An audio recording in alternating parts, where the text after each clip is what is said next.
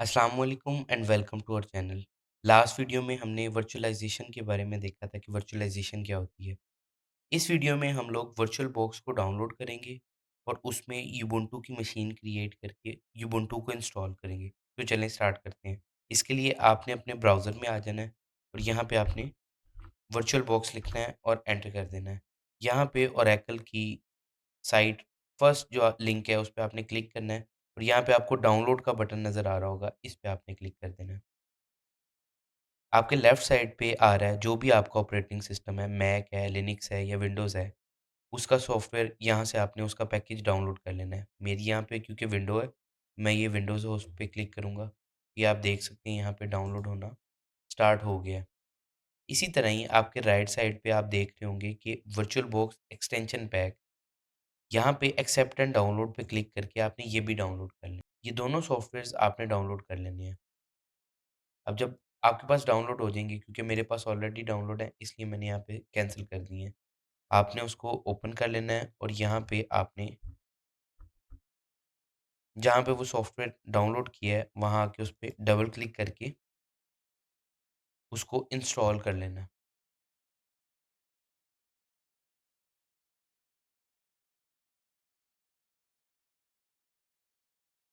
ये आप देख सकते हैं कि मेरा वर्चुअल बॉक्स इंस्टॉल हो गया है और ये उसने ओपन भी कर दिया। अभी मैं इसको एक बार कैंसल करूँगा। कैंसल करने के बाद जो मैंने एक्सटेंशन पैक डाउनलोड करने को कहा था आपको, मैं उस पे भी डबल क्लिक करके और उसे भी इंस्टॉल कर लूँगा।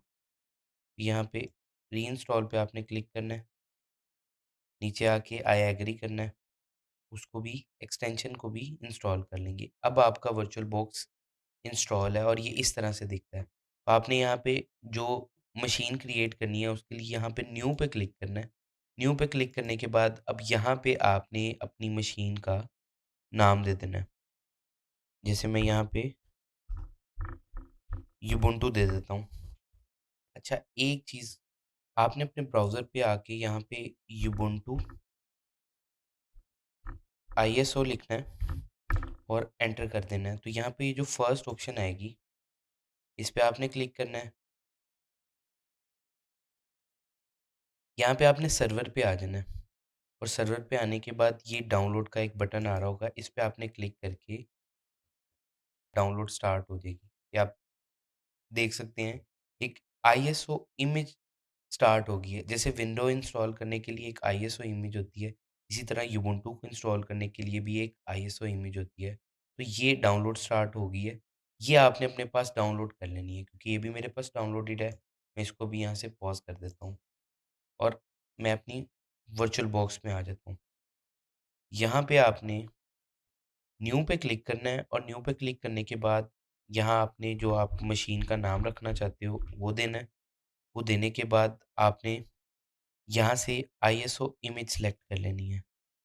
मैं अपनी आईएसओ इमेज सेलेक्ट कर लेता हूँ यहाँ से। ये सेलेक्ट करने के बाद आपने यहाँ पे लिनक्स, नीचे आपने आ जाना है और यहाँ आपने पासवर्ड सेट कर लेना है कोई। उसके बाद स्पेक्स सेट कर लेने हैं आपने। जैसे मैं इतनी रैम दे देता हूँ और 2 सीपीयू दे देता हूँ और उसके बाद आपने हार्ड डिस्क सेलेक्ट कर लेनी है कि कितनी आपने हार्ड डिस्क देनी है और ये देने के बाद फिनिश पे क्लिक कर देना है।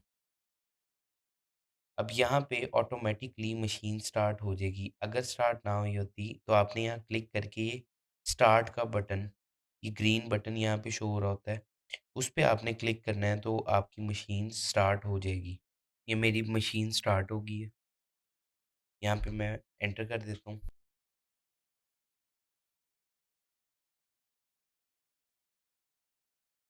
ये इंस्टॉलेशन प्रोसेस स्टार्ट हो गया है। यहाँ पे आपने लैंग्वेज इंग्लिश सेलेक्ट कर लेनी है। उसके बाद update to the new installer कर देना है आपने, ताकि ये अपना इंस्टॉलर अपडेट कर ले और इसका थोड़ा-सा वेट करना है आपने। ये होने के बाद अब आपने लेआउट अपना कीबोर्ड का सिलेक्ट करना है, तो मैं डन कर देता हूँ। उबुंटू सर्वर मैं यहाँ पे मिनिमाइज़ इसको सिलेक्ट कर लेता हूँ और ये मैं स्पेस बार से सिलेक्ट करूँगा और उसके बाद डन कर देता हूँ। यहाँ पे मैं मुझे कुछ भी चेंज नहीं करना, डन कर देता हूँ, अगेन डन एंड कंटिन्यू। उसके बाद ये एलवीएम है, इसको आपने अनचेक लाज़मी करना है। ये जब हम फिज़िकल सर्वर के ऊपर इंस्टॉल कर रहे हो यूबुंटू, उस वक़्त इसका काम होता है लॉजिकल वॉल्यूम ग्रुप बनाने के लिए, लेकिन यहाँ पे अभी हमें इसको यूज़ नहीं करना।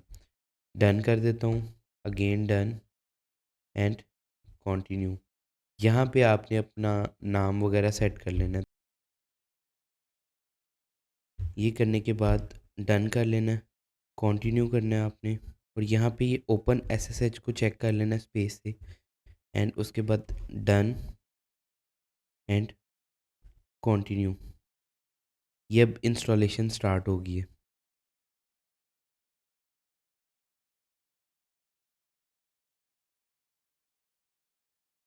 यहाँ पे रिबूट लिखा आ गया है, इसका मतलब है कि इंस्टॉलेशन कंप्लीट हो गई है। अब मैं इसको एक बार रीबूट कर लेता हूँ। मेरी मशीन स्टार्ट हो गई है। अब मैंने जो यूज़र नेम और पासवर्ड दिया था वो यहाँ दे के इसको लॉगिन कर सकता हूँ। तो आप देख सकते हैं मेरा यहाँ पे लॉगिन हो गया। अब मुझे एक काम और करना है, वो यहाँ ओरेकल वर्चुअल बॉक्स में आके यहाँ पे आपने राइट क्लिक करके सेटिंग्स में जाना है। सेटिंग में जाने के बाद यहाँ पे नेटवर्क पे आना है। नेटवर्क में आने के बाद यहाँ पे ब्रिज अडॉप्टर आपने सेलेक्ट कर लेना है और ब्रिज अडॉप्टर सेलेक्ट करने के बाद आप जो भी, जैसे मैं वाईफाई के साथ कनेक्ट हूँ तो मैंने ये सिलेक्ट कर लिया। करने के बाद आपने ओके कर देना है। पहले क्या हो रहा था, उसने वर्चुअल वर्चुअल बॉक्स का नेटवर्क लिया था जो कि हमारे, आप यूँ समझ लें कि ये बिल्कुल प्राइवेट आईपी हो गया था, जो कम्युनिकेट इवन मेरे कंप्यूटर के साथ भी नहीं कर सकता था। अब मैंने जब नेट कर दिया तो मेरा जो मॉडेम है, अब इसने आईपी उससे लिया है। तो ये आपने एक सेटिंग ज़रूर कर लेनी है। मुझे इसको स्टैटिक आईपी देना है। तो सबसे पहले आईपी देखने के लिए जो कमांड होती है वो होती है sudo IP स्पेस ए और यहाँ पासवर्ड दे के मैं देख सकता हूँ मेरा आईपी है 192.168.100.235। अब मुझे ये आईपी स्टैटिक देना है, तो उसके लिए यहाँ पे मैं क्लियर करके अपनी CLI क्लियर कर लेता हूँ। यहाँ पे ETC नेट प्लान के फ़ोल्डर में आपने जाना है और ls करके अगर मैं आपको दिखाऊँ तो ये एक फ़ाइल पड़ी है जिसको मैं sudo करके इस फ़ाइल को ओपन कर सकता हूँ।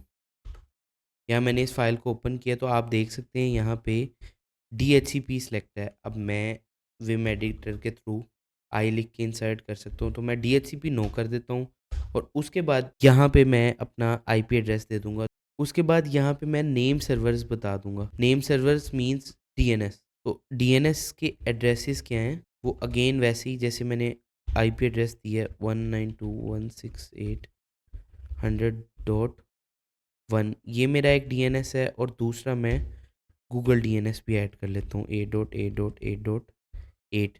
अब ये करने के बाद आपने राउट का बताना है कि राउट क्या है।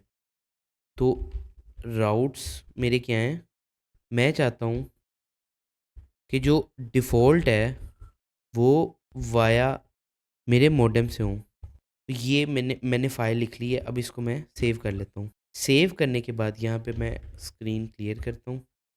क्लियर करने के बाद आपने सूडो नेट प्लान अप्लाई इस कमांड से अप्लाई कर देना है। अब यहाँ पे एरर आ गया है जी। अच्छा, एरर ये वो कह रहा है कि आपने सबनेट मास्क नहीं बताया। सबनेट मास्क मीन्स कि ये नेटवर्क क्या है इसका मुझे नहीं पता। तो उसके लिए यहाँ पे आपने 24, क्योंकि ये क्लास सी का आईपी मैंने दिया है इसलिए यहाँ पे 24 मैं दे दूँगा। अब मैं अगर सूडो नेट प्लान अप्लाई करके एंटर करूं तो आप देख सकते हैं कि मुझे आईपी मिल गया है, सेम आईपी, और अब ये मेरा स्टैटिक आईपी है जो कि चेंज नहीं होगा। इस तरह से आपने स्टैटिक आईपी चेंज कर लेना है। मिलते हैं नेक्स्ट वीडियो में। नेक्स्ट वीडियो में हम डॉकर स्टार्ट करेंगे। तब तक के लिए अल्लाह हाफ़िज़।